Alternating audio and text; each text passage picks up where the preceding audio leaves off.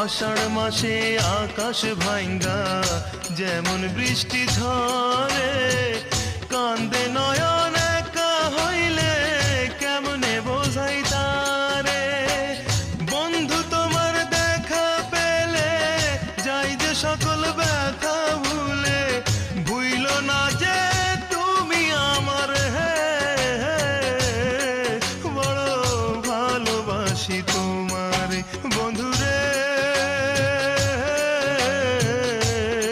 বড় ভালোবাসি তোমারে বন্ধুরে,